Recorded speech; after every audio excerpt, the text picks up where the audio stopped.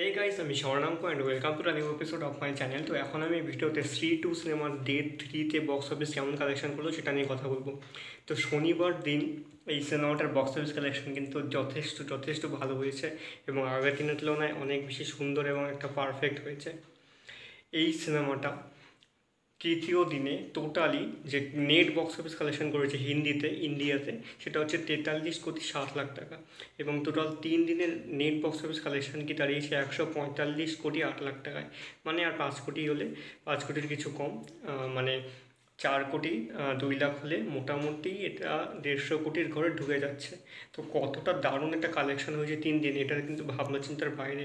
2024-এ সব থেকে বড় সড়ো বক্স অফিস কালেকশানের মধ্যে এই সিনেমাটা স্পষ্টভাবে উঠে আসছে এবং totally gross box office collection করেছে সিনেমাটা প্রায় 172 কোটির কাছাকাছি, যেটা কিন্তু চরম একটা ভালো বক্স অফিস কালেকশান।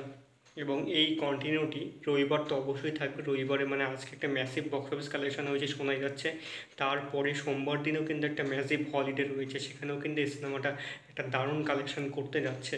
তো 3 দিনের মধ্যে এই সিনেমাটা 150 কোটির কাছাকাছি ঢুকে গেছে।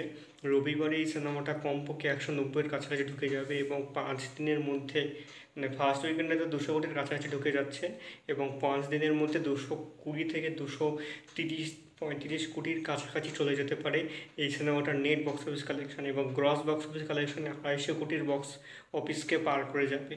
তো দেখা যাক কত দূর এই সিনেমাটা পৌঁছায় এবং লাইফ টাইম কালেকশন কত দূর হয়। তো এই ছিল আজকের ভিডিও। তোমরা কারা কারা স্ত্রী টু দেখেছো অবশ্যই কমেন্ট করে জানিও, আর আমার ভিডিওটা ভালো লেগে থাকলে অবশ্যই চ্যানেলটিকে সাবস্ক্রাইব করতে একদম ভুলবে না।